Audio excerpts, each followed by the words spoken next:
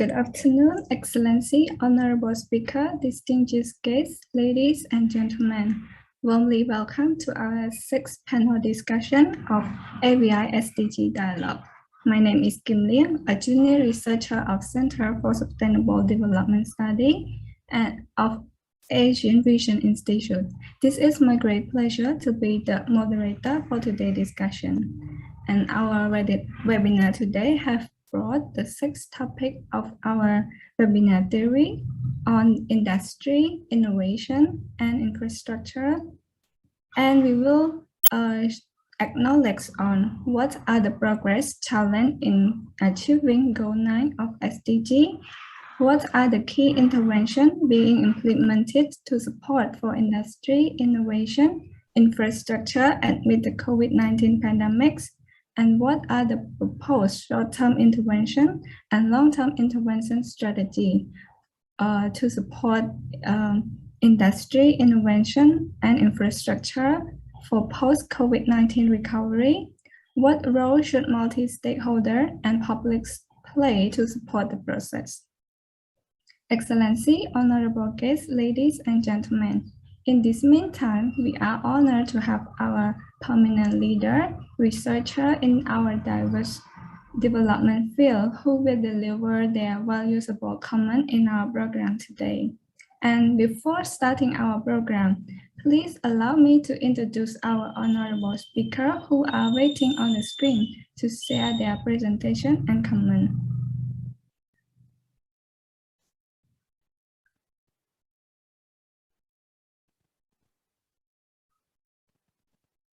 And first, please allow me to introduce His Excellency Chung Kirti, a ministry delegate attached to Prime Minister. The Professor Chung Kirti is a medical doctor, science diplomat, educator, and historian with the extended experience in digital science and technology, global health diplomacy, nuclear technology policy, and executive education. He holds a MD, a PhD in education, and a PhD in history. He has published more than 100 scientific articles, edited 17 textbooks, and have been invited as a keynote speaker in more than 70 countries. He was a professor of the radiology in Canada, Singapore, Austria, and Japan for more than 30 years, and he was a chair of radiology in nuclear medicine department of University of the Western Ontario, and he was a director of the Division of Human Health at the International Atomic Energy Agency from 2008 to 2014.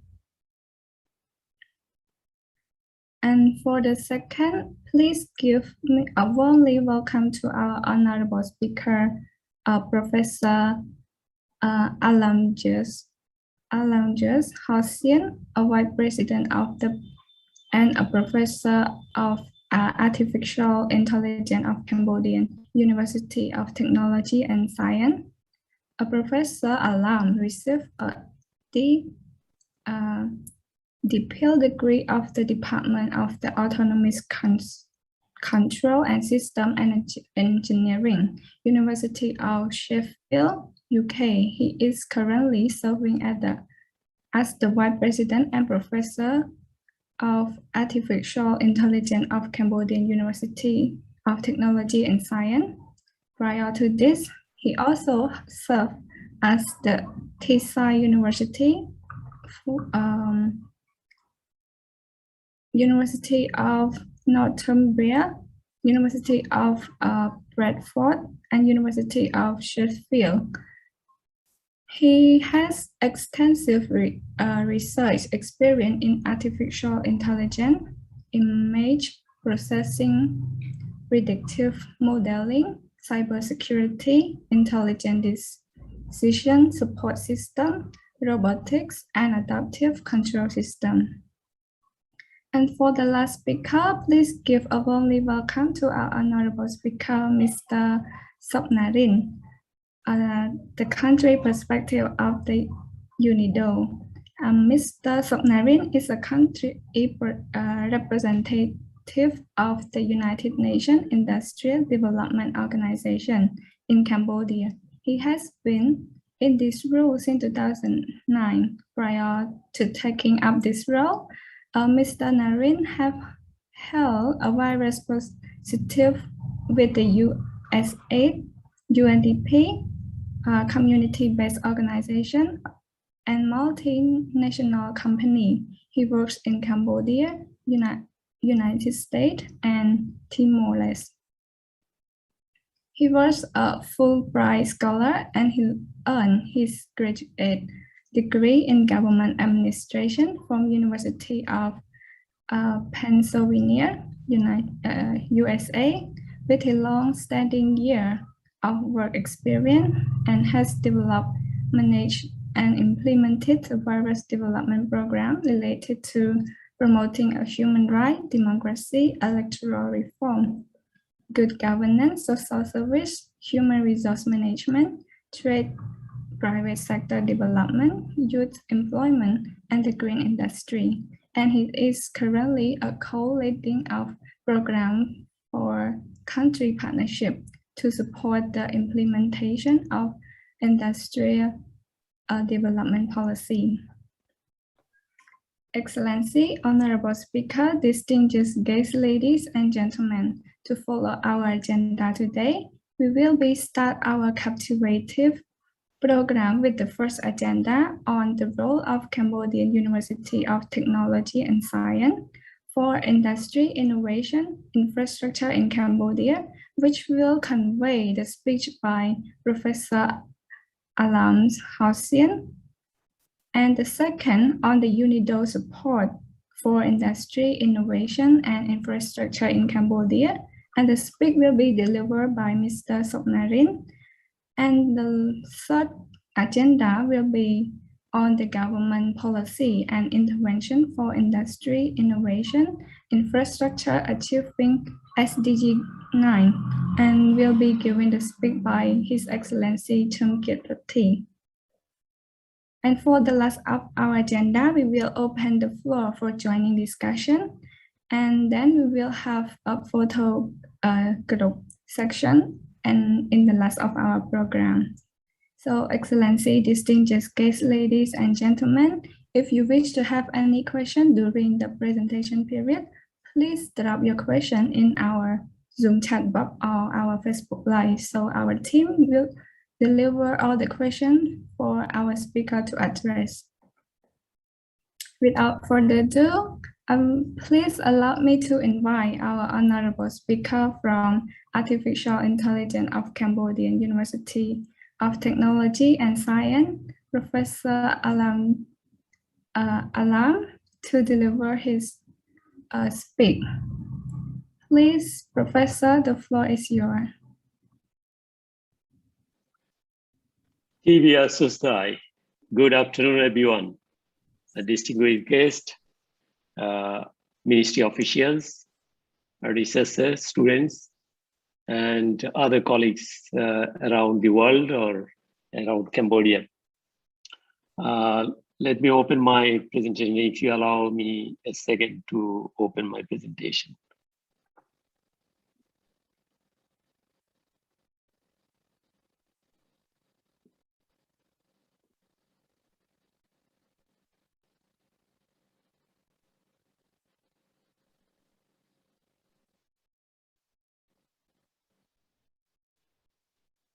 It just worked a few minutes back, so I'm just trying to sort it out what happened.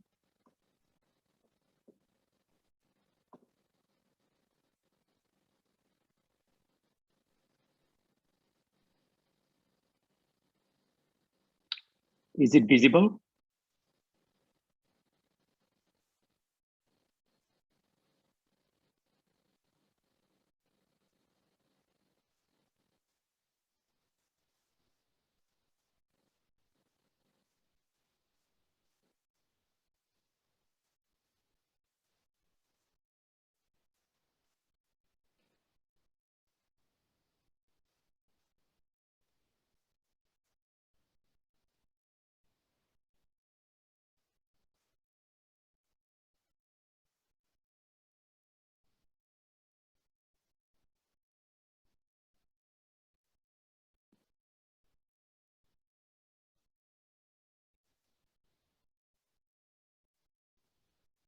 I'm sorry, I just ran it before the session started, but I'm not sure what is happening. So let me try again. Do you need us to share the slide? Yeah, would you mind to share? That will be easier. I've sent you the slide anyway.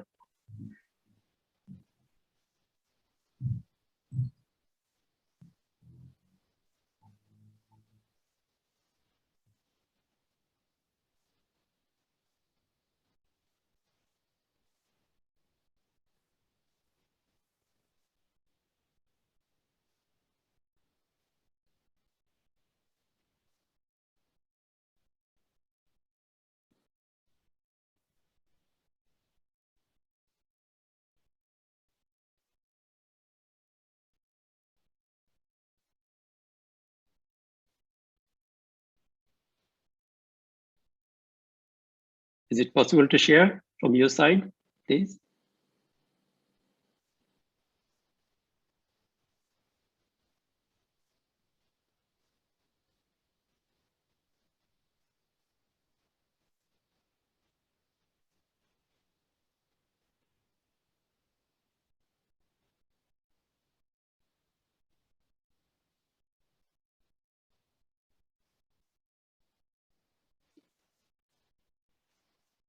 Right, thank you. Do you mind to run it, please? Thank you. I'm sorry for the delay. Let's move on. I'm sure you all know the title of the presentation is Innovation Industry Infrastructure. I call it IQ because there are 3 I's here. So you might see sometime I use IQ as an indicators of industry innovation and infrastructure. Please move to the next slide. Probably next few slides we can escape. My profile is already presented, so please move on. And I born in Bangladesh, so this is slide 2. That's okay. I born over there. Just move on, please. Bit naughty when I was young, so just a slide to demonstrate how I born, where I born. Please move on. And the school and academic activities, just go ahead, please, because I don't want to spend time here. Already spent.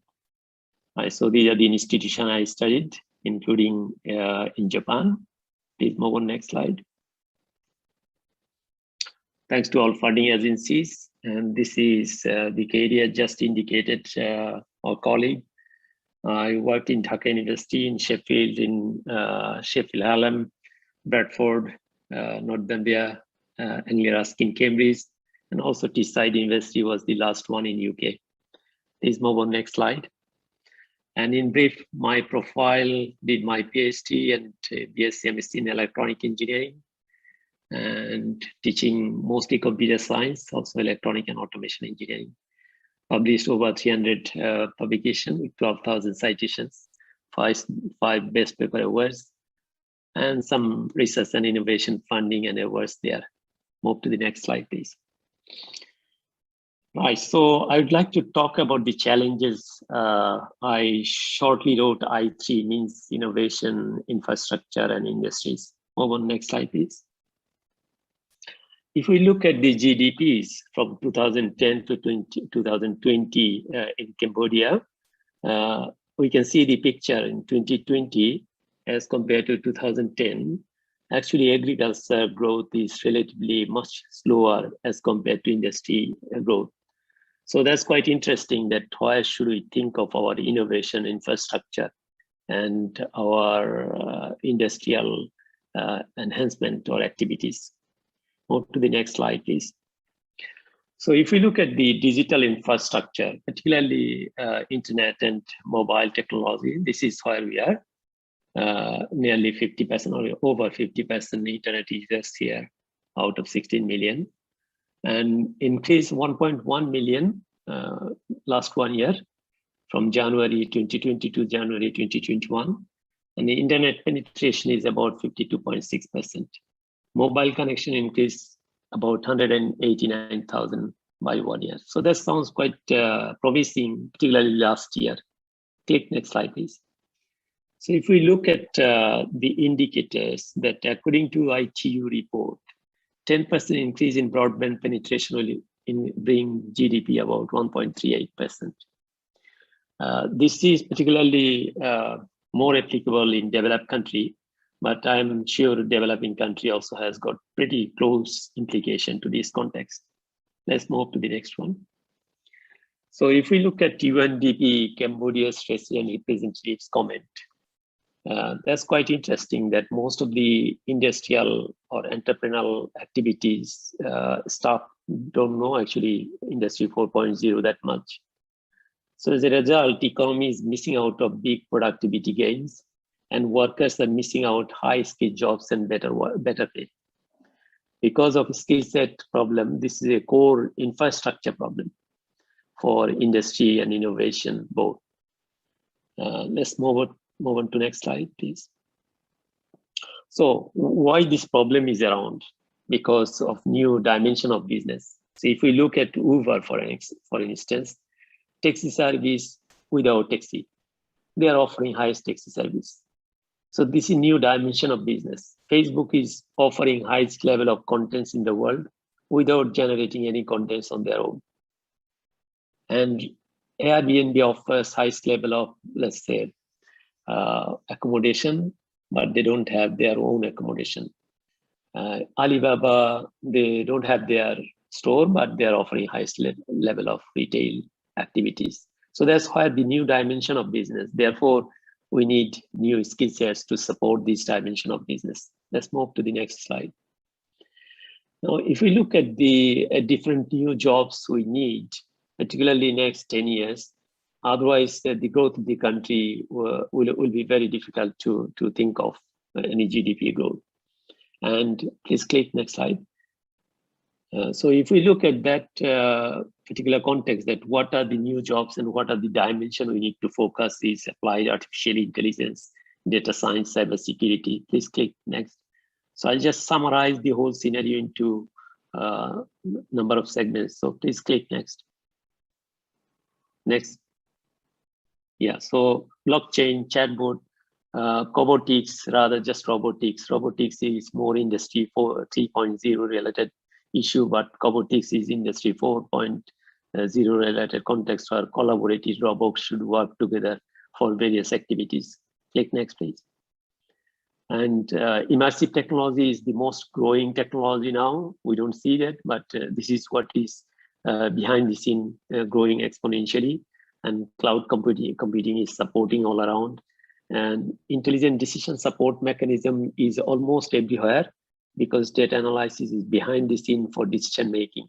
Every government for COVID-19, they actually prepared their decision based on the data analysis, where AI plays a vital role. They also develop quite a lot of drug-related analysis, again, using artificial intelligence and data analytics. Let's move to the next slide. Now, what's the demand to address this I3 is the core question. How we can address these challenges that we are facing or will be facing next 10, 15 years. Please go ahead. Next slide. The first thing, if we look at the collaboration, this is something missing heavily. So where we need to put our stress, government, university, and businesses. Now, if I look at how the whole scenario in developed country it works, so funding source usually comes from government, university, or business funding agencies, and they invest heavily, particularly initially, to do research. Please click next. And when we conduct research, that actually generates knowledge and generates publication. In some cases, we use this knowledge for research-informed teaching at university, or that helps to train the people for new skill or reskill areas. Please click next. Now, once we have knowledge, that helps to generate innovation, stimulate innovation. Some cases we see innovation straight away because knowledge is available. But in many cases, innovation requires, let's say, initial research and knowledge development. And when we have any innovation that requires transformation and automation to bring the business into market. And that helps our return from the investment we invested at the beginning. And ultimately, it brings the impact. That's the socio-economic impact at the end we are expecting. Now, when government put any fund, they are expecting that the business will grow or innovation outcome will ultimately bring fund back and they will get the tax. And that tax actually return on investment of government. So that's how most of the developed country, they actually consider the innovation is the core element. Please click next. So that is also connected with teaching and industries all around relating to knowledge, innovation, and activities. Let's move to the next.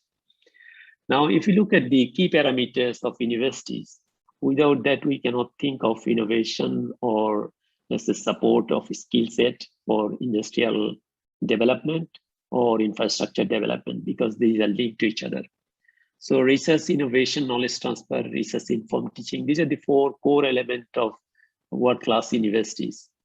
Now, in Cambodia, it is quite challenging at here. And these four core elements from the university, because society is expecting that they will address these societal challenges. They will look after the impact of communities. They will also look at economic impact. Click next one, please. But here in Cambodia, the problem is many universities, they are just offering certificate. They don't actually provide proper skills for employment or leadership or innovation. So that's why the challenges are. Click next. And this is where our index, innovation index of Cambodia, 109 out of 132, which is very low as compared to, let's say, middle income other countries like Thailand, like Singapore, Malaysia. So this is where we need to actually concentrate to grow up. And for that, we need strong university, world-class university, so that our students can learn innovation technique and develop innovation out of that, entrepreneurial activities out of that. Click next, please.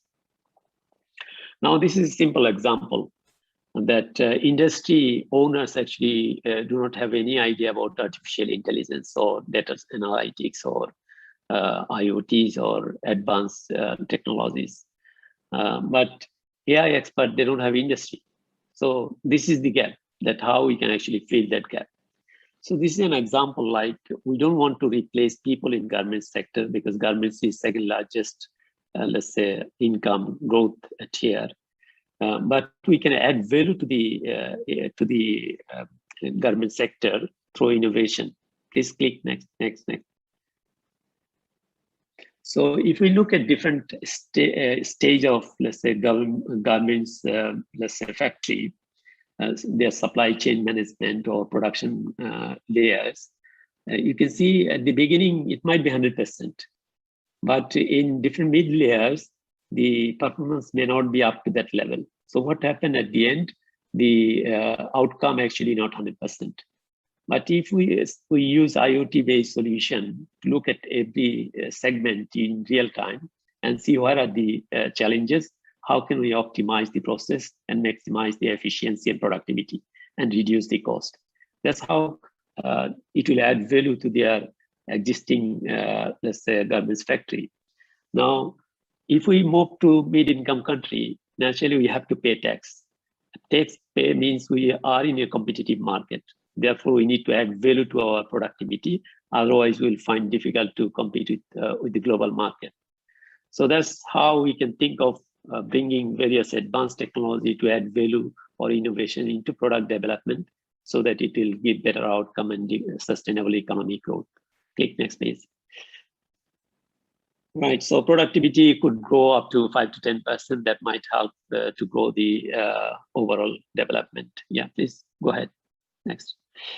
Now, if we look at the major weakness here, as I indicated earlier, that agriculture is the major sector, actually relatively much weaker, whereas agriculture has much more potential in Cambodia as compared to other sectors. Let's click next. Now, what I thought that shall we develop AI-powered village? Indirectly, we can say AI-powered citizen. So citizen can actually use advanced technology and promote their activities, their abilities, and their business, their health, their well-being, their skill set. And that's why the opportunities are. So we need to use advanced technology particularly focusing to female, let's say, rural people who are 51.2% female, let's say, people we have in the country. And 74% people live in, let's say, outside city. So naturally, here, if they don't contribute in the economic growth, it will not be sustainable. So whatever we talk about, we need to bring them on board, offering better communication, advanced technology, and empowering them using particularly mobile, because mobile is most accessible device. So that's where the opportunities are. And mobile penetration is growing exponentially, so this can be capitalized properly. Let's move to the next slide. So we started project with a drone technology company.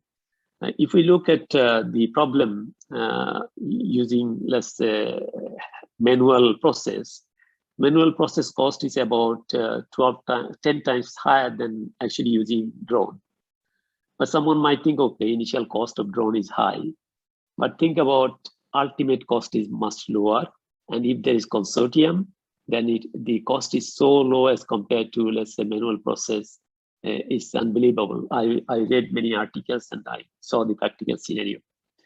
And health problem is another one, because when someone use manual process, they use more fertilizer, means more, let's say, health hazard issues are over there.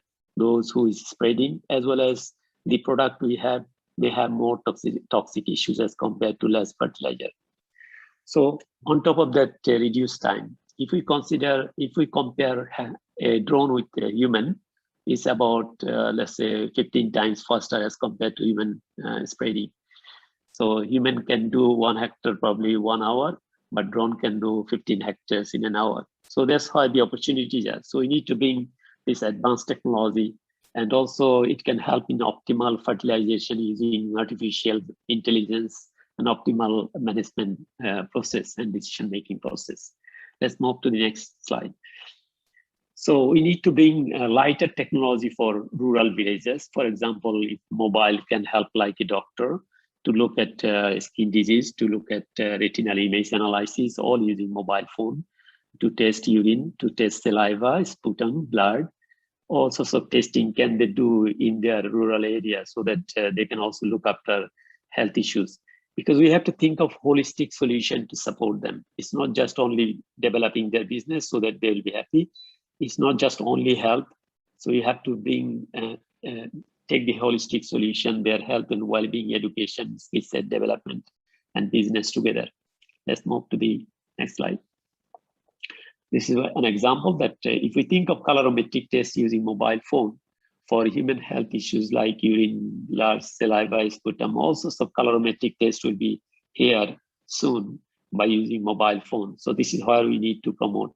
The same technique can be used for animal, for plant, for soil. Similar machine learning algorithm can be used for all different, let's say, domain. So this is where huge potential, particularly for rural area, to promote. Let's move to the next slide. So as a whole, we need to empower and enable them to analyze the market, because when they produce something, sometimes they cannot sell to proper market. They don't penetrate the market, real-time market scenario. They don't know how is the market, how to reach there. So this is a challenging aspect, and also we need to support them financially so that they can actually contribute to sustainable growth of the country. Let's move to the next slide. So this is an example, and that's probably one more slide we'll finish. Mango farm. I visited multiple mango farms last 2 months. I'm here actually last 2 months in Cambodia, and I visited 5 different provinces to see the challenges of agriculture. So mango farm, they produce mango, they sell mango. And they sell mango to the brokers. Sometimes they get right money, sometimes they don't get money. Most of the time they are deprived by middlemen. But if we, please click next.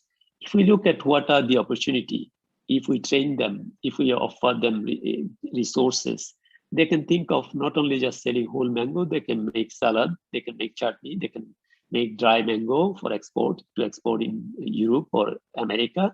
That may actually brings a lot more money as compared to selling just whole mango. But they need that opportunity and resources to build that. Otherwise, they will be always loser, and at some stage, they will give up that, okay, we don't want to produce mango because we don't get enough, let's say, return on investment. Let's move to take on that. And if you look at the land where they produce mango, can they use the land for other purpose at the same time when they are producing mango? Can they think of high value fruits products, small trees under mango trees, which will actually be a different scenario? So we can learn from a large plantation like La Plantation Comport. They have used France-based infrastructure, and we can learn lots of things from there to give support to our, let's say, rural community. Poultry farm doesn't have any problem with mango trees. They can be underneath. Small high-value plants, they can think of baby plant or baby chicken to sell at the same time so that they can grow their multidimensional business within the same land. So this is an example that how the farmer can think of growing their business so that they can make it more sustainable environment. Please take last slide.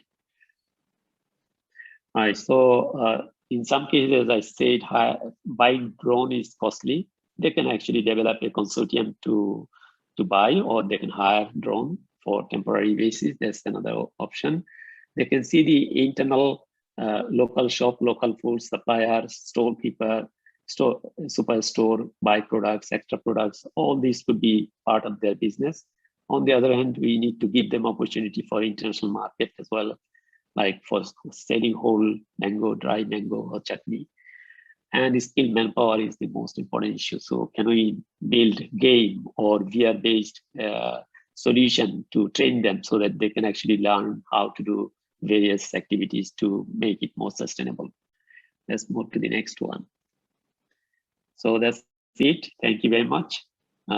Thank you for your attention. I hope it gives some indication that what I thought about Cambodia last 2 months. Thank you. Thank you so much, Dr. Alam, for your nice presentation. And this will be a good start for our discussion later. And for the next, I would like to invite our honorable speaker from country representative of UNIDO, Mr. Soknarin, to convey his remark. Please, Mr. The floor is yours.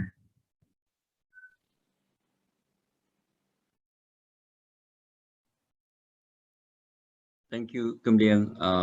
My respect to Excellency Jam Kirati, Minister attached to the Prime Minister and Secretary of State, the Ministry of Industry, Science, Technology and Innovations, Dr. Lan, and also thank you to ASEAN Vision Institute for inviting me to be one of the panelists during today's webinar. It is my great honor to join the well-experienced panelists. I'm, as one of the youngest professionals, I'm really honored to join them. Thank you to Dr.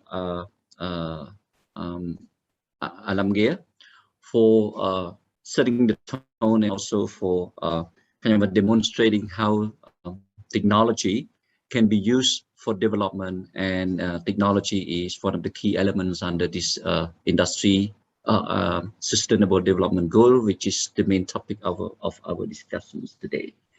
Let me just start by introducing to the panelists and also to the audience what UNIDO is. UNIDO is a specialized UN agencies, and we are mandated to assist member states, including Cambodia. And so far, we have 170 countries as a member state of UNIDO. Our mandate is to promote inclusive and sustainable industry development, which really contribute greatly to the achievement of the Sustainable Development Goal. Number 9. So basically, we are UNIDO is a main custodian of this SDG number 9.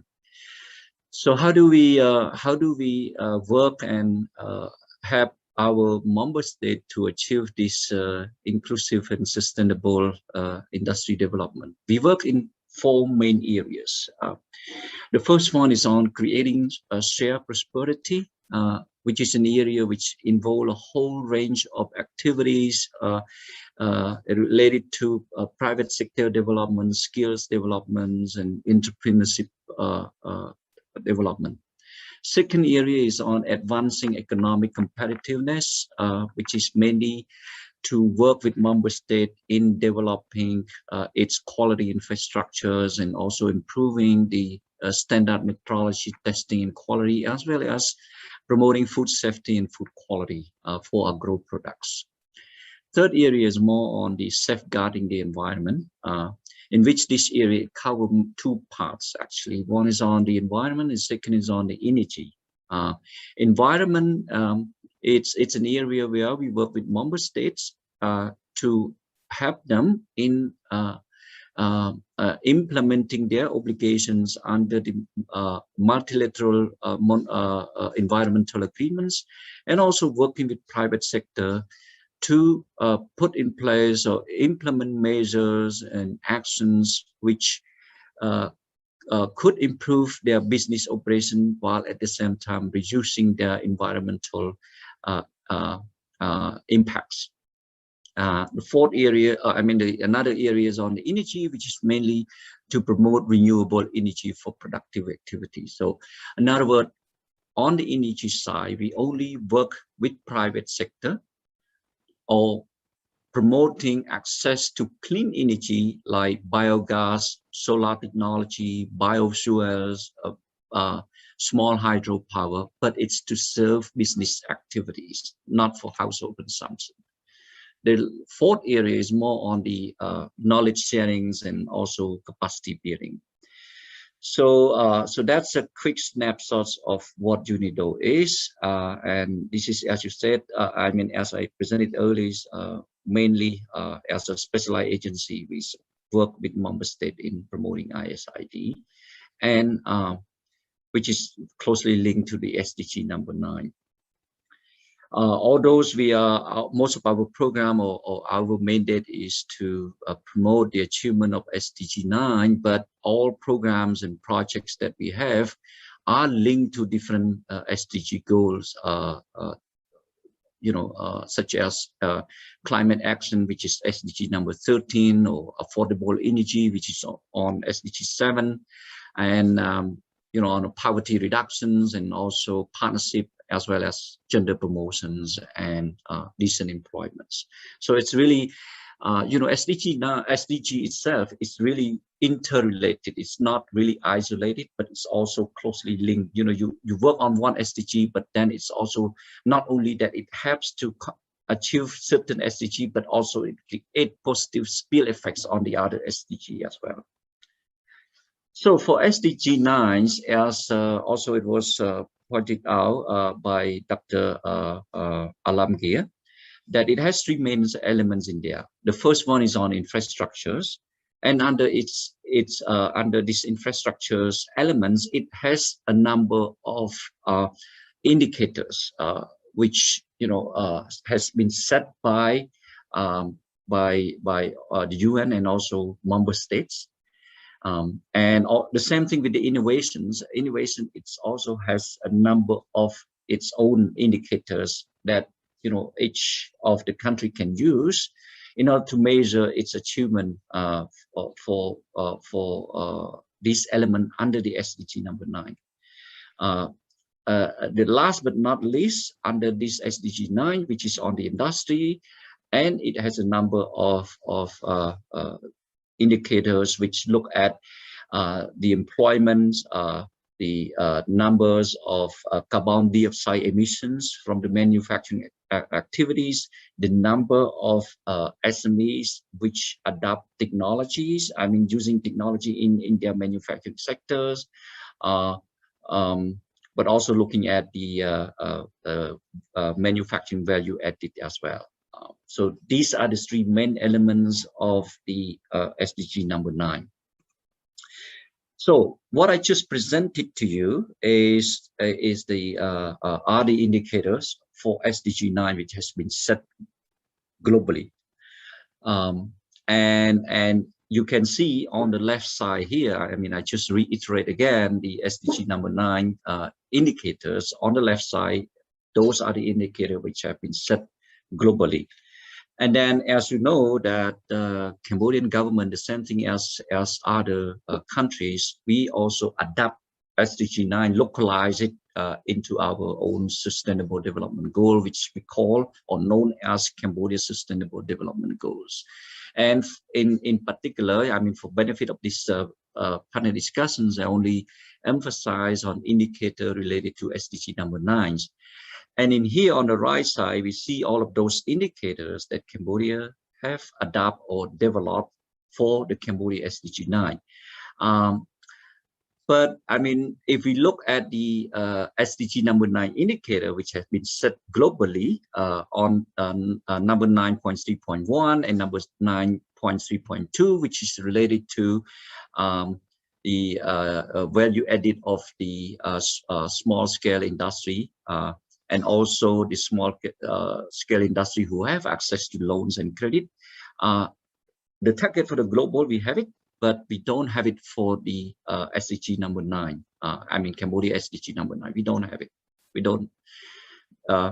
Same thing for the total number of carbon dioxide emission reductions from manufacturing activities. There's a target for the global, but we don't have it in the Cambodia SDG number 9.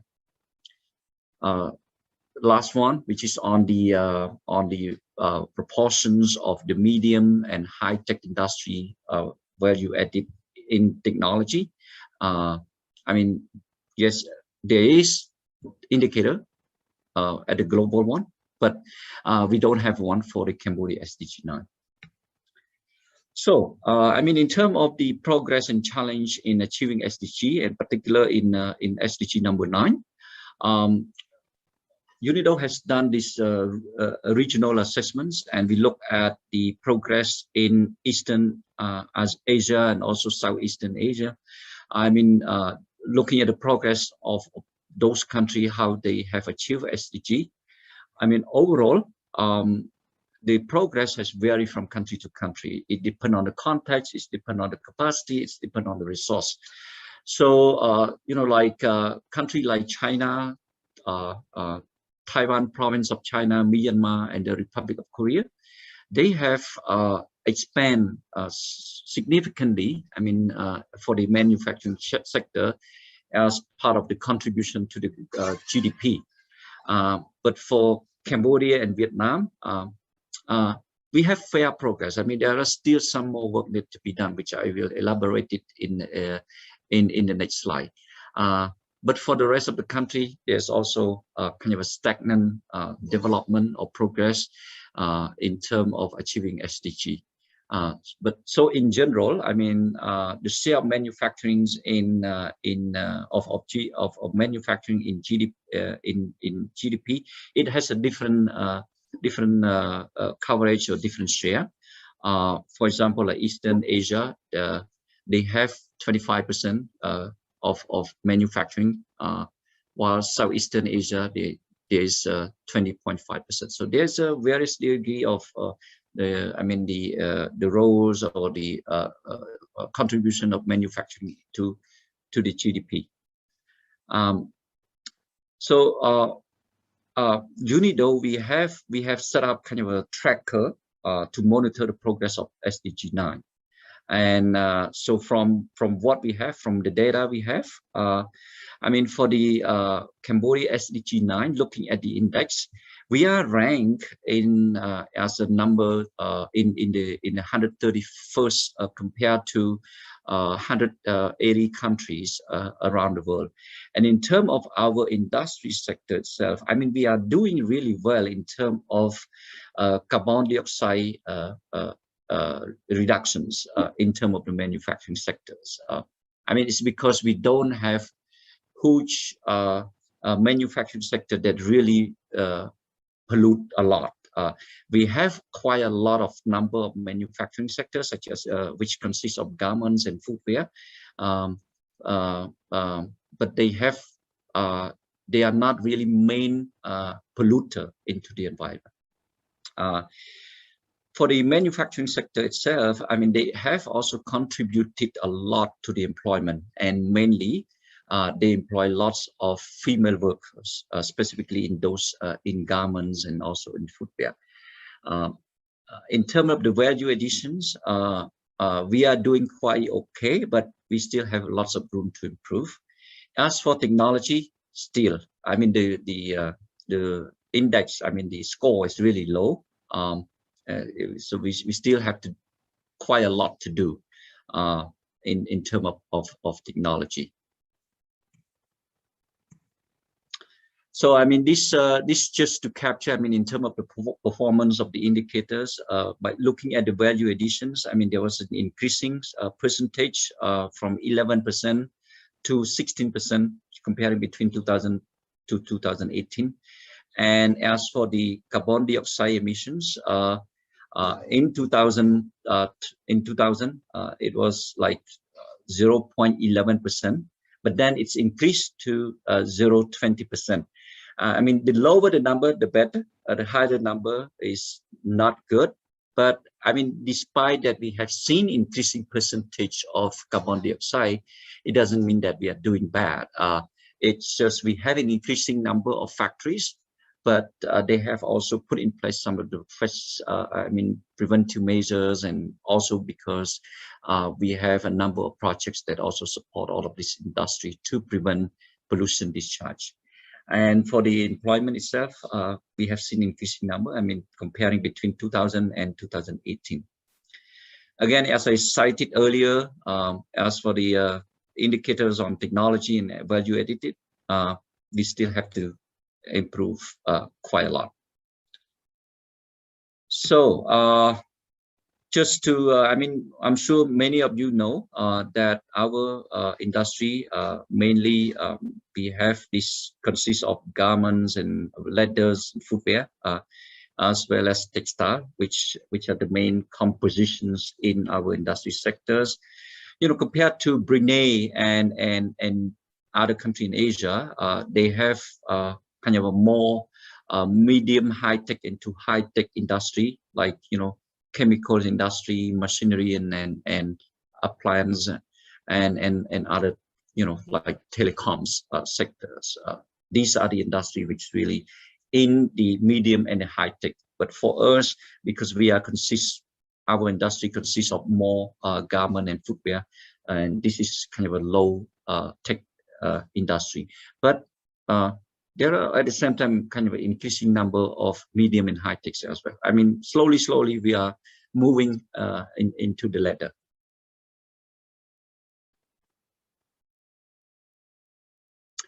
So to respond to the request from the organizer, I mean, what are the strategies that should be put in place to support the SDG and also SDG 9 and also for the post-COVID-19 recovery? We have in our industry development report for 2020-22, which will be launched at our general conference at the end of November. In this industry development report that we have, you know, based on the information and data that we have collected from different countries, and also based on the industry experts, you know, it has revealed that you know, all countries suffer from COVID-19, but then this pandemic has also led to increasing in government interventions to support different sectors and also industry as well. So this also means that it's also helped to accelerate the acceptance and the use of industry policy to support private sectors and also to develop resilience and to and better recover economic activities as well. And then also this pandemic, as well as the increasing demand from clients, from customers for more environmental friendly products, is that it's provide an opportunity for government to use policy tools to improve efficiencies of resource allocations, and also to direct the resource to areas which the country has comparative advantage. I mean, as probably you may have heard, and I'm sure that Excellency Cham Kirti will also share with you, is that the government through its economic recovery plan, it has identified areas which has great potentials to develop, such as tourism, agriculture, and also manufacturing sectors. And in terms of the resource efficiency, thanks to the Ministry of Industry, Science and Technology, it has adopted and put in use this strategic action plan for resource efficiency and cleaner production, which is a tool which will help private sectors, specifically manufacturing sectors, how to use their resource more better. For example, use the energy more efficiently, use the raw material more efficiently, so that then they could increase their productivity while at the same time minimize pollution discharge into the environment. And then, I mean, with all of this and the resurgence of industry policy, is that we see that it's become a trend during this the 21st century. So it's more attention to the industry policies that it can also be used to identify areas that has potential for the country, and also it's used as tools that can coordinate different government institutions to support the industry development. As a matter of fact, through the industry development policy, UNIDO has worked closely with the Ministry of Industry, Science, Technology and Innovations, and also the Council for Development of Cambodia, to carry out midterm review for the industry development policy, so that it can kind of take stocks of what progressed well and what need further improvement. And then this the Council for Development of Cambodia, together with other government institutions, will also update the industry development policy, which provide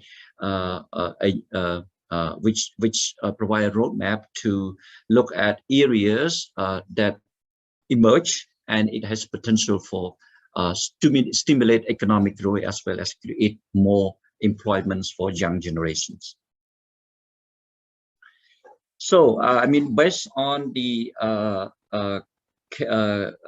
Cambodia National Voluntary National Review, and I mean, in case for all of you who might not know, in 2019, Cambodian government has voluntarily participated in this voluntary national review to look at what it has achieved well under, I mean, for the SDG, for the Cambodia's Sustainable Development Goals, and what are the areas that need more attention. So Cambodian government present this report to the UN, and it has several inputs from all relevant line ministry for all SDG goals.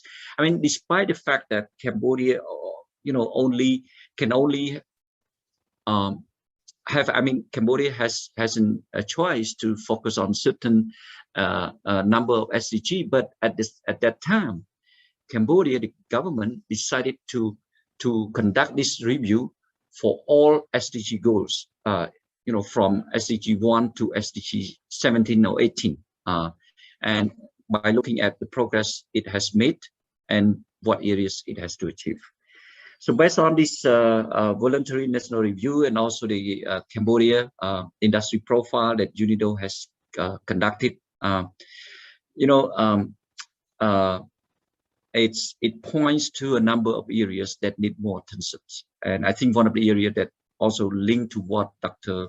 Alamgir has mentioned is that for industry sectors to progress and also to support other areas, is that we need to continue the skill development for young Cambodian workforce. And also through this skill development is that we need to link more between the private and the public institution as well as the private sector, so that they can work more hands in hand to design and deliver skills which really are required in the market, rather than skills which then a student take, but then they cannot serve the job market. Second area is on technology and innovations.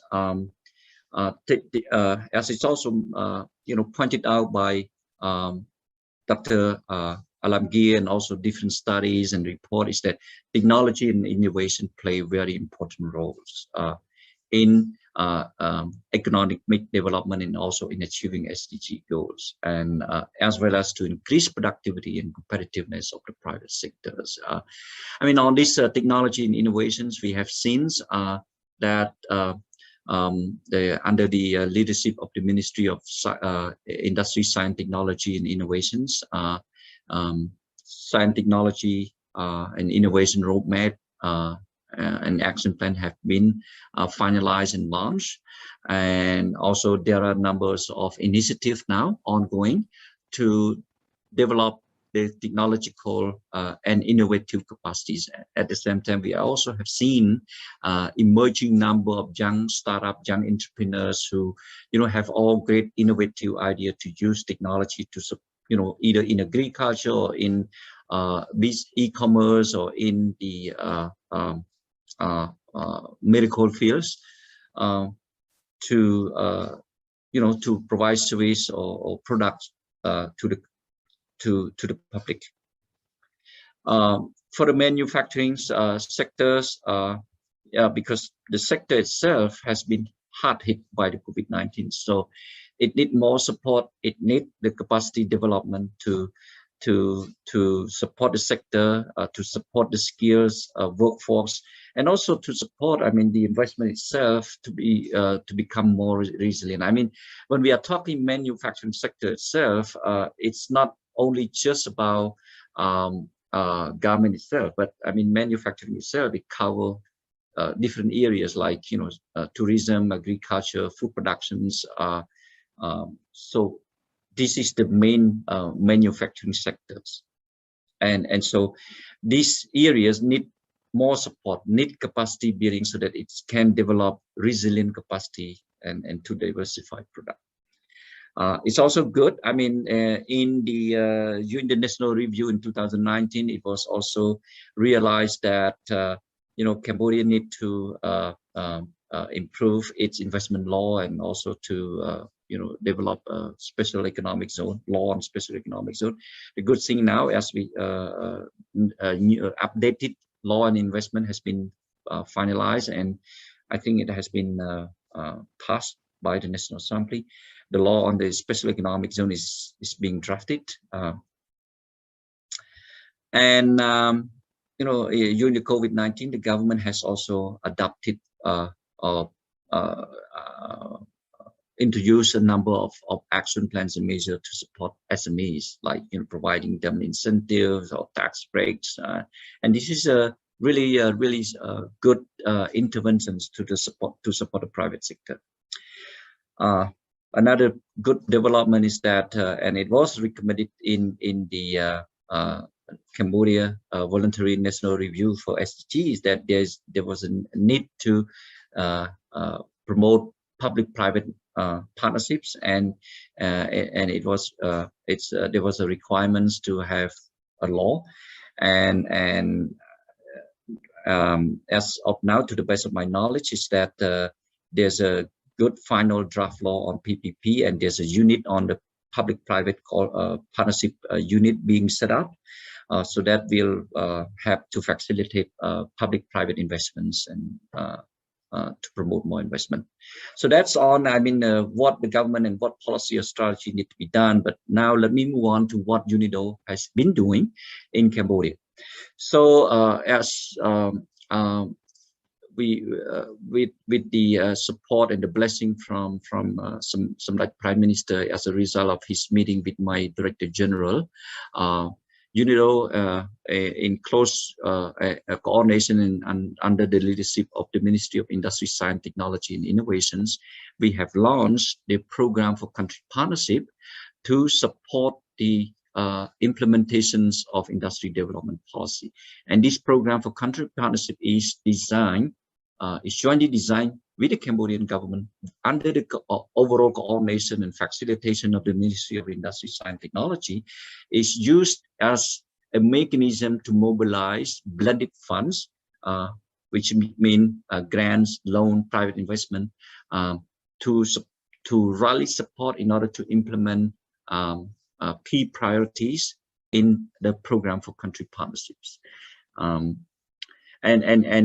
for the program for country partnerships, through various consultation with different stakeholders, we decided that despite its state to support the implementation of industry development policy, because the IDP itself, it covers many priorities, and because this PCP has a time frame from 2020 to 2023, then we decided to focus only on two main areas. One is on agro value chain development, linking it to tourism sector. And the second one is on the industrial diversification, innovation, and also special economic zone development. These are the two big main areas, and it's also part of the priorities among many priorities of the industry development policy.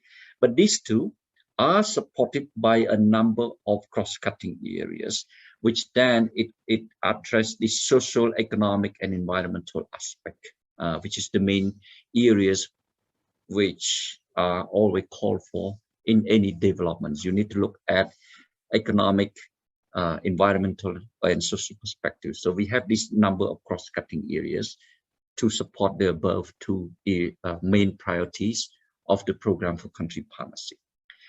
And this slide, just to give you a quick short summaries of all ongoing projects that we have in the country under the PCP. We have projects related to renewable energy, which is on promotions of the biogas. We have projects on fisheries, POSA West, which is mainly working with processors and traders to improve their competitiveness, to improve their productivity. And we have projects on low carbon industry development. It's a project where we work closely with Ministry of Industry, Science, Technology, and Innovation, and also Ministry of Environment to support garment and food, garment industries, and also food industry sector to help them improve their productivity and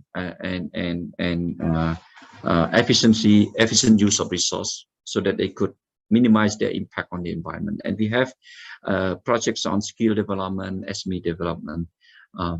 Last but not least, which is a project, as I mentioned earlier, where we work with Ministry of Industries and also the Council for Development of Cambodia to conduct midterm review of the industry development policy.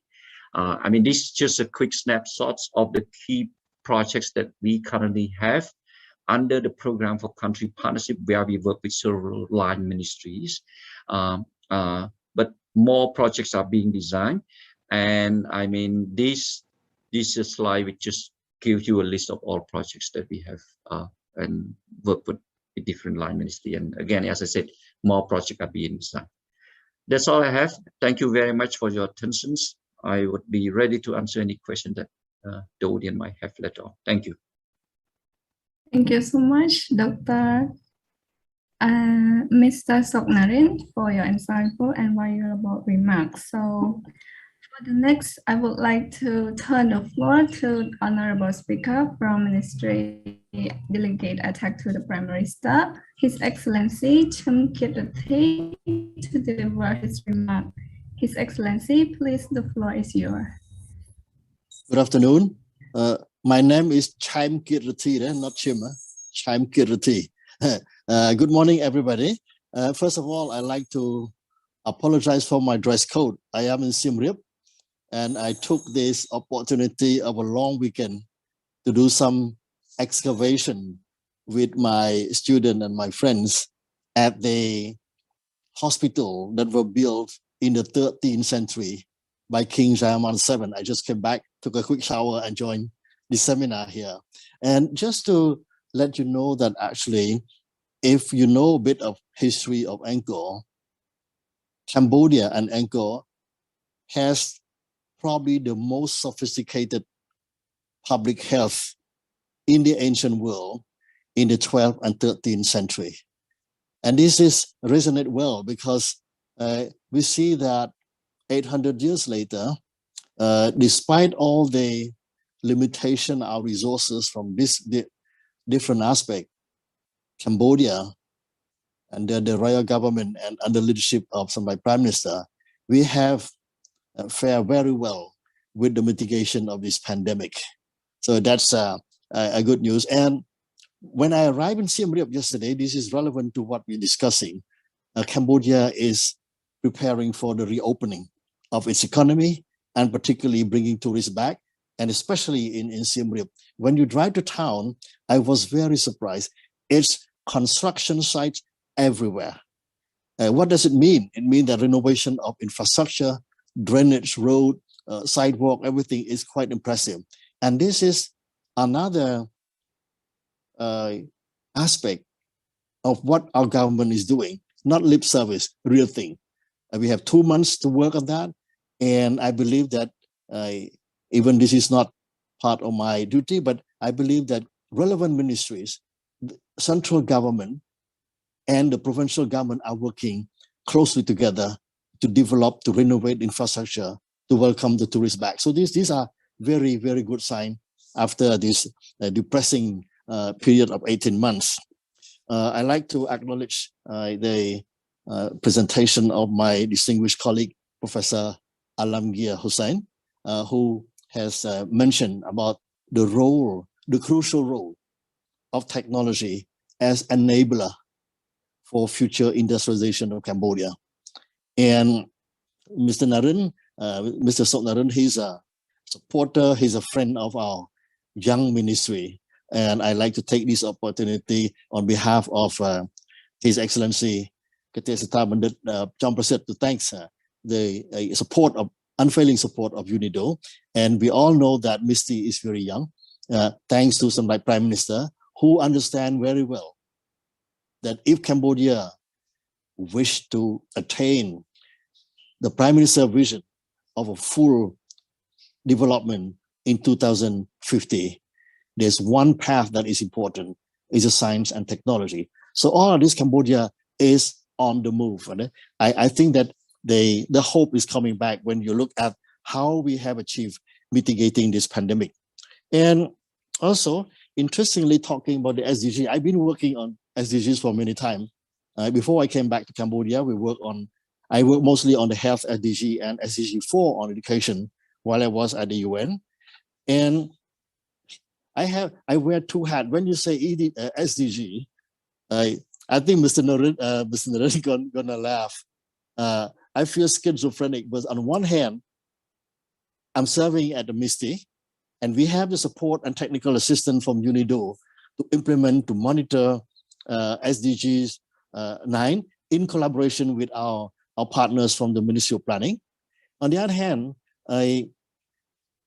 Professor Jeffrey Sachs from Columbia University, who have been the thinker promoting SDG, advising the UN for SDGs, even before from the MDGs, have invited me to join in my personal capacity as a scholar, as a researcher, to sit on the Leadership Council of the UN Sustainable Development Solution Network.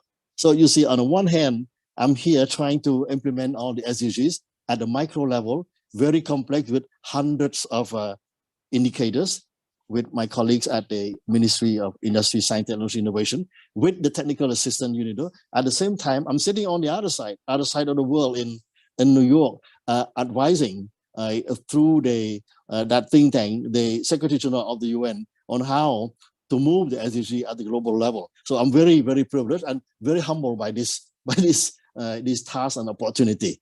So this has been said, we all agree that the SDG is very complex. As a scholar of international development working at the UN, when I saw the first time these numbers, a dozen of SDGs with each with parameters, sub-parameters, sub-indicators, I think we need Professor Alam to come in with machine learning and deep learning to make sense of our data And then we send the data back to Mr. Naren, and we just wait until he tells us what to do and where to go next. Okay, so it's a good deal here today. So certainly, and at one point it's important, and the message, thank you, Mr. Naren, SDGs is not isolated. Each is interacting with each other. If you do SDG 9s, you don't have human resources qualified, you will not succeed.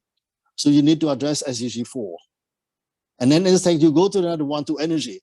If you have the brain, you have the policy for industrial development, connectivity, but you have no electricity, you don't going anywhere. So this is a multidisciplinary approach. So with this, I'm glad, because I've seen that Cambodia actually, we're quite proud, because without the COVID, we would have achieved even more, a higher level of this very precise indicators. So the progress, certainly we have the ADP to 2015-2025. The connectivity now is high, is increasing. You look at the underwater optic cables, for example, we has reached at least 43,000 kilometers since 2018. Mobile users, more than 11 million from 2018, maybe more now, particularly during the COVID. We use more our smartphone.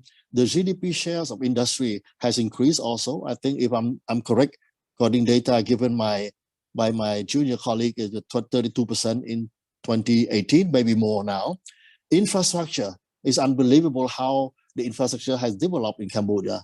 If you're honest, if you're sincere, you see that it's amazing. It's so fast. 10 years ago, and now coming to Phnom Penh to Siem Reap is so different. I drove smoothly from Phnom Penh to Siem Reap yesterday. The road is fantastic. Yeah, it's so all these are part of a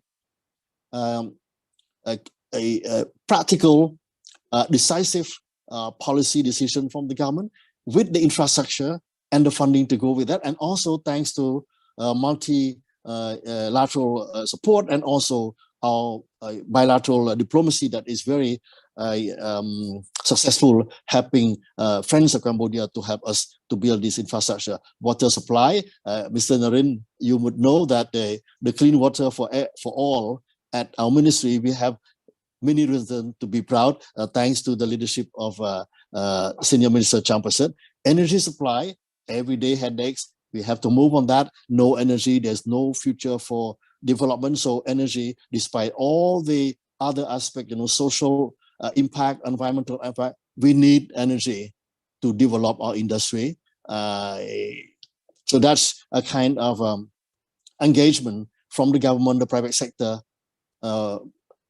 international donors, and also the population that must understand that it's a kind of balance. You cannot have electricity without something that a little bit annoying for your life. All these are extremely important. And we see also that there's a lot of effort from the government for diversification of low and medium skill for industry. We need to do that. When I say that, I cannot help but think of our young workers in the garment factory. What is the next step?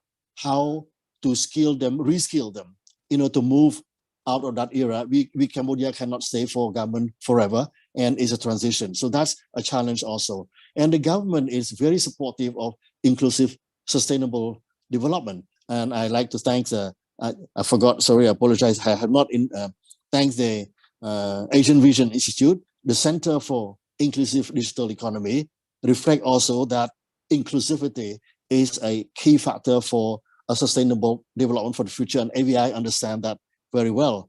And our young ministry, MISTI, we are quite proud. And again, UNIDO and us, we have working so hard with other partners in the support from UNESCO for gold spin inventory of resources in SDI in just 1 year. Despite COVID, despite many hurdles, MISTI has been able to establish a proper SDI roadmap, Cambodia 2030. We have published also, and this roadmap has been put officially in practice, signed by the Prime Minister. We have also published the Science, Technology, Innovation ecosystem. And the other point is the digital transformation. Thanks to the COVID, digital transformation everywhere talk. It's nice. It's a buzzword. You look very smart when you talk about digital transformation. But when the COVID come in, you have to do it really. You cannot talk anymore. No lip service. If not, you have no food. Schools have been closed for the right reason. But how to keep the young or youth to continue to learn? So digital transformation of education is one thing. Digital transformation of the industry is also another part. Professor Alamgir, who's leading this new university, Tech University, we know that our university are not aiming really precisely toward the building capacity, creative talent for new industry in the future. Tech as new university focusing on that, using AI, robotics is another step toward application and implementation of all the implication of the requirement of the SDG 9. So that's that the good news is ongoing. The Ministry of Post and Telecommunication is working actively on a few law because certainly digital transformation bring opportunity to develop e-commerce. At the same time, it come also all the security and insecurity of cyberspace. That's important. Our national security has to be protected. At the same time, the country has to open up to the internet pathway in order to promote our exchange with the rest of the world. And also, I think the MPTC has also established the internet gateway, and now they're working on cybersecurity. And in the near future, I have heard also that MPTC has started to draft the law on personal digital privacy. So all these are a part of the action taken by the government. It's really complex. Cambodia is on the move very fast, compacted. So you cannot be going through a linear development. It has to come in. Everything that comes first, you have to start. It could be imperfect, but at the end, one day, Cambodia will getting there. And the last point is, in this digital transformation, the youth, young people, they're early adopter. You don't need to teach them digital transformation. They force us. You look at your family, grandchildren, children, they force you to adapt to technology, digital technology. If you don't adapt to that, you cannot communicate with them. So that's the good thing. And certainly we face many challenges. I just identify 4 because both Mr. Narun and my colleague, Professor Alamgir, has mentioned many already. It's a work in progress. The challenges doesn't mean that it's set in stone, we're going to hit the wall. No, it's ongoing. Manufacturing industry is still weak. We need to go further. Low level of technology mean no R&D. They don't know, they don't, the leaders of this budding new industry at low technology, R&D has no role yet. So we need to work on that. Number 3, lack of awareness of digital technology, but it's coming. The government is pushing very hard for that. And also I believe that I have to work with my colleague at MISTI. We need just to push out to have a concrete policy toward the Industry 4.0 that is yet to be established. Although all our colleagues, our staff we have been trained, we educated ourselves, we learn from experts from abroad, from local experts, that Industry 4.0 is inevitable. So what have we done so far during this pandemic? Just a few things. Mitigating health risk, yes, we have been relative. I think we can have saying without being shy that we have been successful. Cambodia has achieved one of the highest rate of vaccination compared to even developed country. And we reached 90+% for that. In some developing country at level Cambodia, some country didn't even reach 5 or 10%. So that's a remarkable achievement. Again, thanks to a clear leadership of our government and the Prime Minister. We work very closely with WHO, with UNDP, with Institut Pasteur, with the CDC branch of the US. So all of this reflect and show us that the policy in pandemic had to be based on science, certain degree of technology, but also the most important is multilateralism. They need a dialogue, regional level, ASEAN and pandemic, we have a lot of channel of communication. Bilateral relationship with China is fantastic. Without China, how can we have all these vaccines that we procure? And also multilateral, Cambodia has been always and stand by international organization like WHO and UNDP. We work closely with them. And you mentioned already incentive from the government to help SMEs to survive, because it's a very difficult period for all of them. Promote and support digital adoption, force promote and support.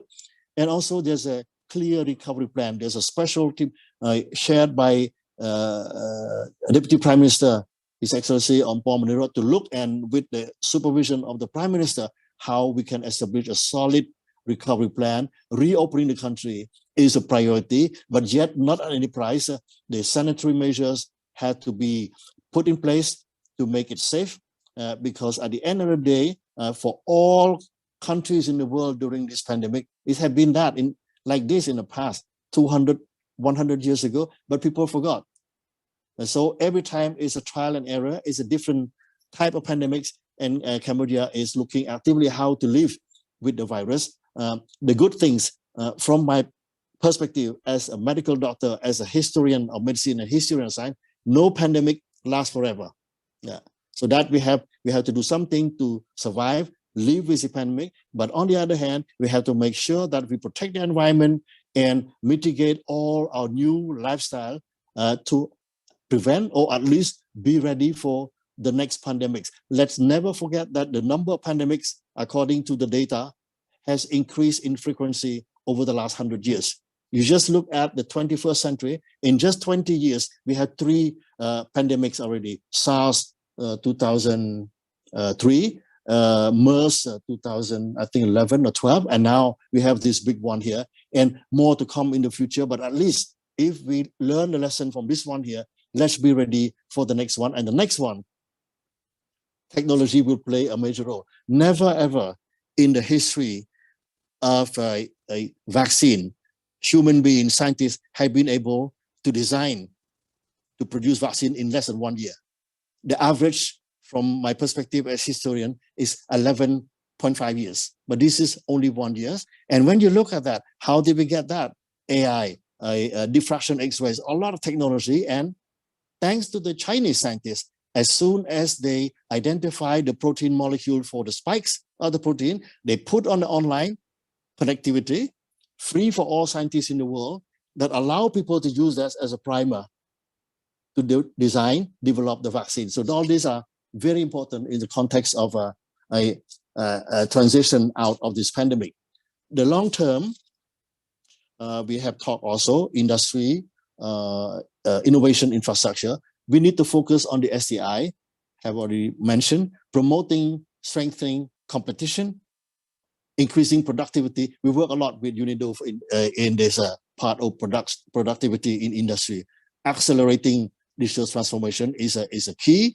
And then this technology is make sure that we can strengthen also technology, infrastructure, ecosystem, public health, R&D, SDI, etc. And we talk a lot about this production and consumption, try to balance, not to destroy too much the environment, global warming, and that the concept of a circular economy is now, I think, start to permeate at all levels of government, at least in ministries in Cambodia.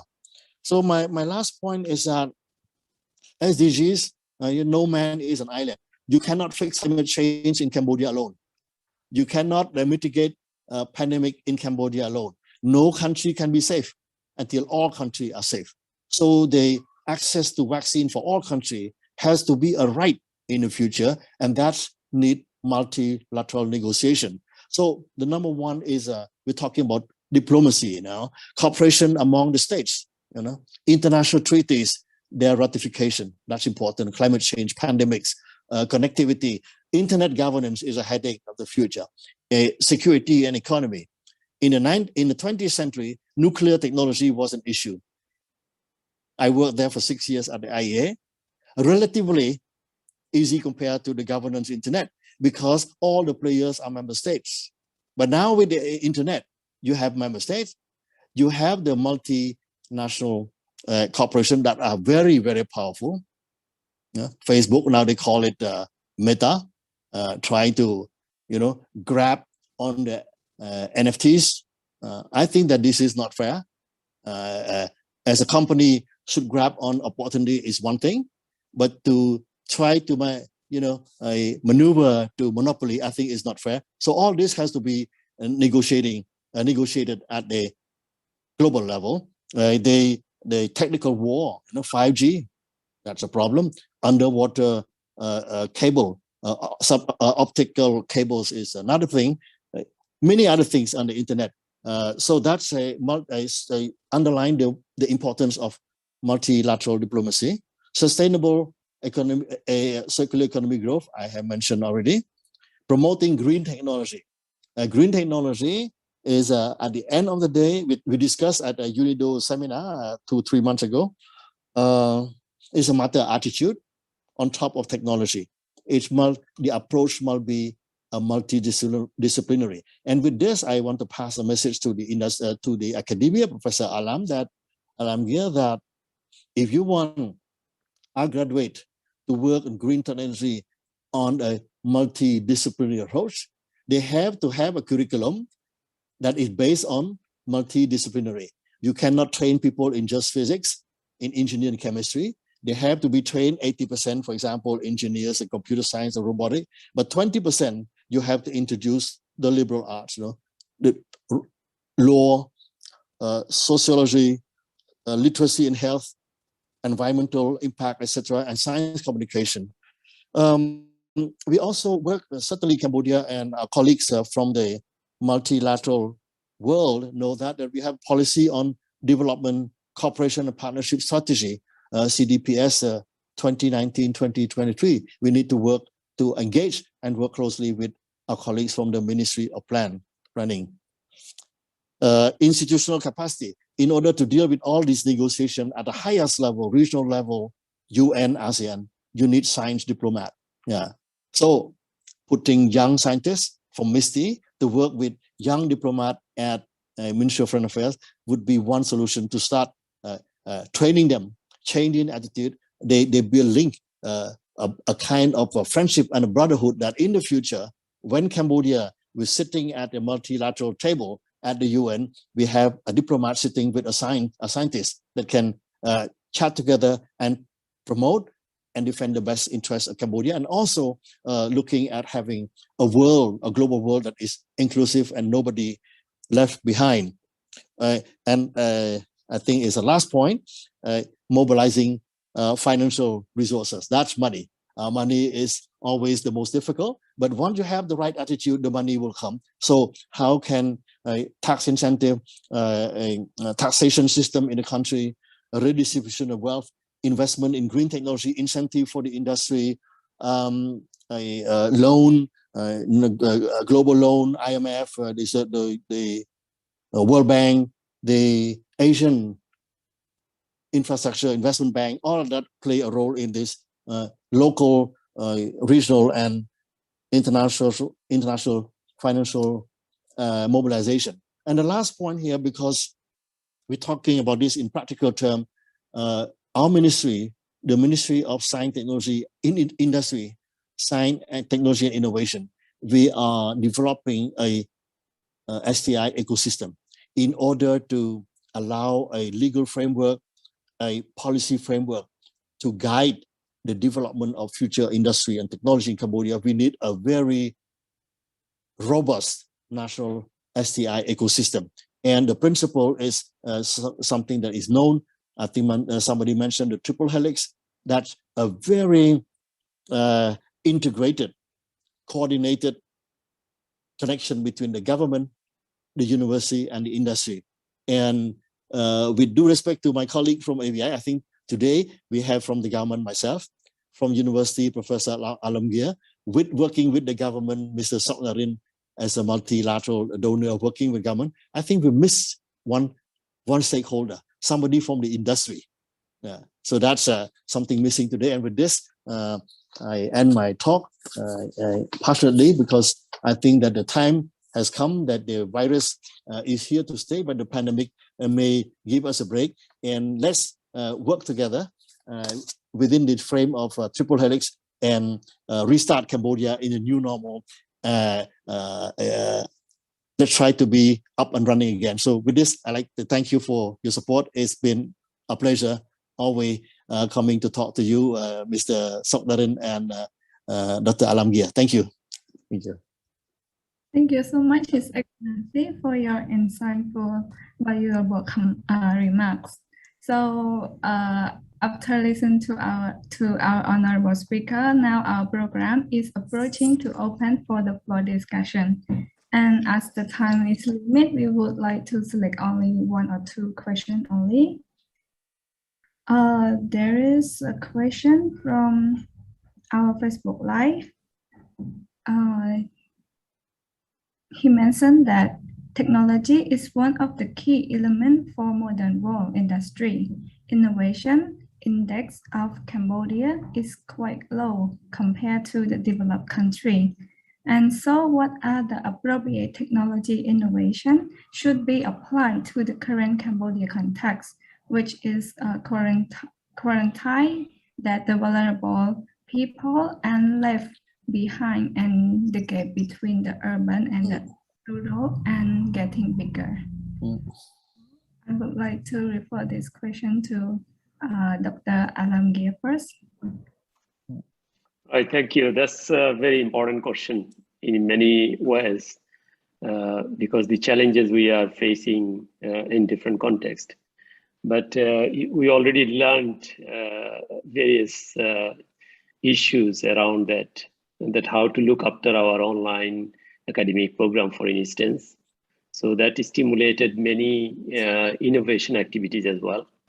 So for instance, we have now new students, and 2 students are actually working on educational innovation related project. And they develop something like a kit, and children or young people can actually do some educational experiment at home. So you see the strategy or the stress or pressure sometimes creates new innovation. But these young people, they are talented. So we need to actually empower them. We need to train them. We need to give them opportunity so that they can actually bring many new innovation in different contexts to address our challenges. So that's the education side.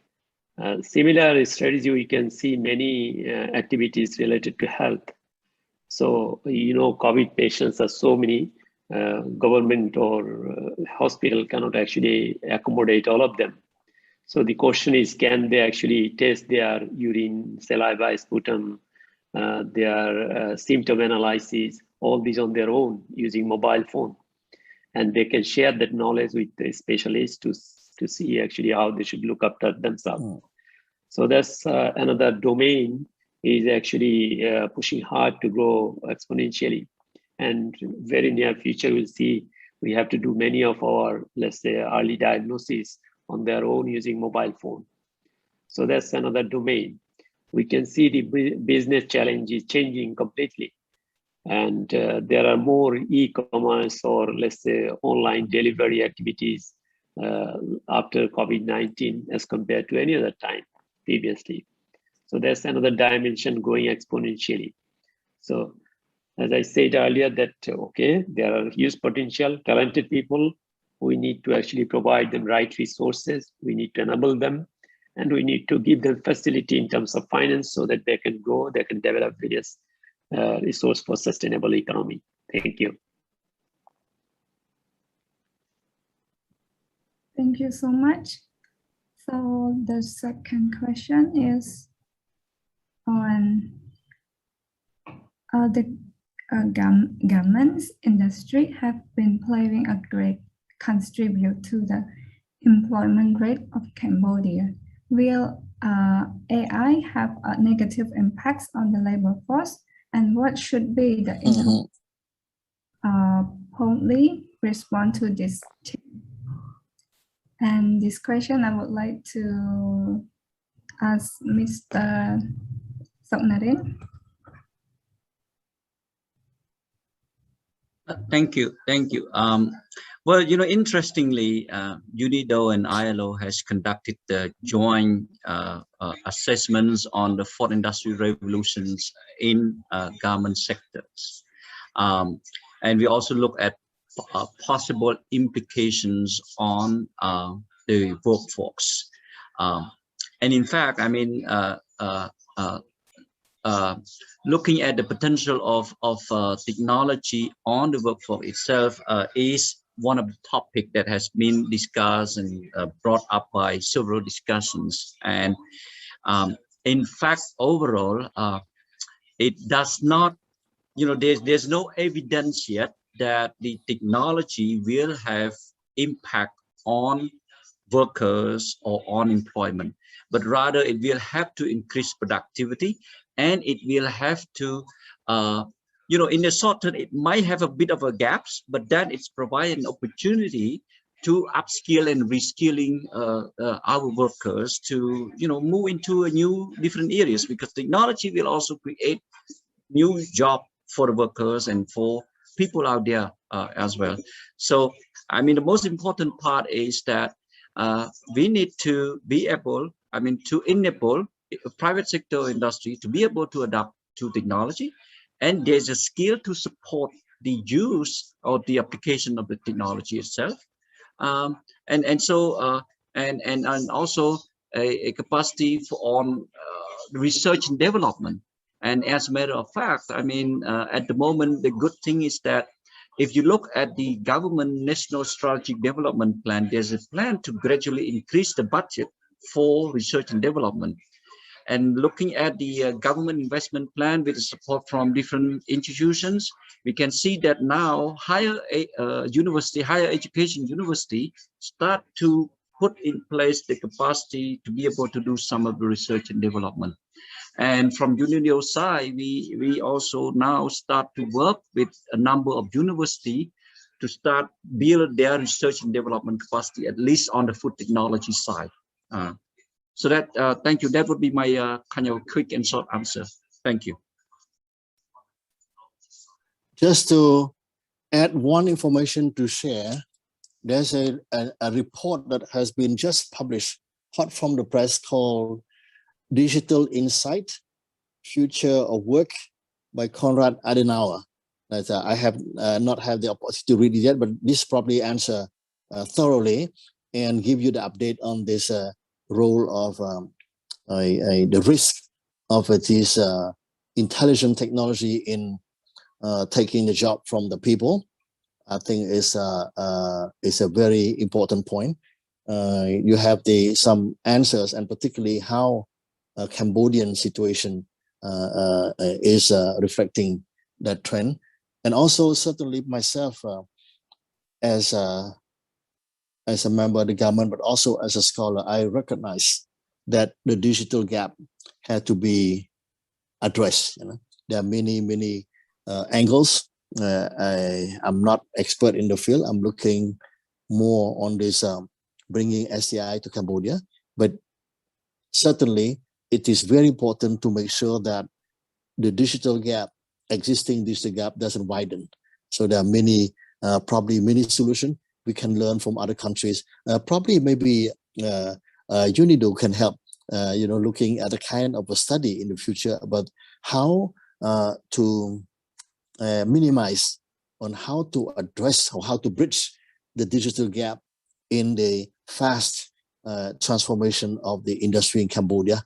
I don't know, maybe you have something done already, but this is very, very important that have been recognized by all, some solution, but can we, and I'm happy to help from this perspective with my colleague and from partners from related and relevant ministries.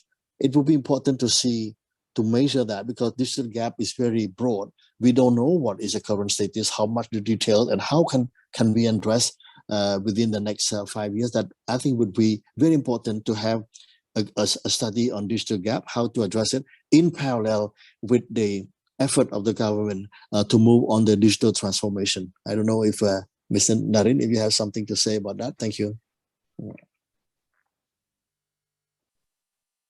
I thought to add a. Thank you, Excellency. Sorry, please go ahead. No, thank you, Excellency. It's really great proposals, and as a matter of fact, at the UNIDO side, we are now designing or in the process already kind of finalizing our fourth industrial revolution strategy, which is expected to be launched at our general conference at the end of November. And we are planning to do a number of activities in this area in Cambodia. So stay tuned. I'll be bothering you quite a lot. Thank you.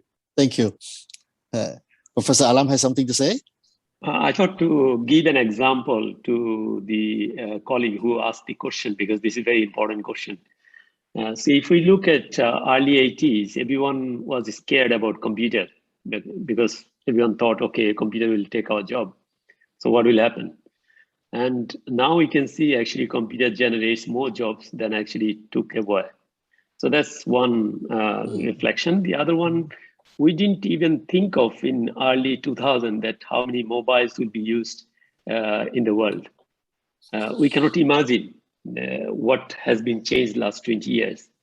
So we need to adopt the technology because this is how the world is changing, because it brings many benefits. And we cannot actually ignore that it brings decision-making process so strong in every single sector that we cannot avoid artificial intelligence and data analytics. Without that, we cannot proceed. So yeah, I don't think we have to be worried. There are more jobs will be created. And as there are new tasks by 2030, we usually call 60% jobs. Probably we don't know yet. So therefore, we have to reskill ourselves to adopt. But more jobs will be there. Thank you. Thank you so much, Excellency, distinguished speaker, for your interesting discussion. But as the time limit, I would like to end our discussion here. And before closing our program, may I invite all honorable speakers for a photo section, please. And I will count to 5, and then 1, 2, 3, 4, 5. Thank you for your kind cooperation. Excellency, honorable speaker, distinguished guests, ladies and gentlemen, to end our program, please allow me to express my gratitude to our honorable speaker for spending their valuable time with us today and our audience for following our program to the end. Wish our distinguished guests and speakers stay safe from COVID-19. Thank you. Thank you. Thank you, everyone. Thank you. Have a lovely weekend.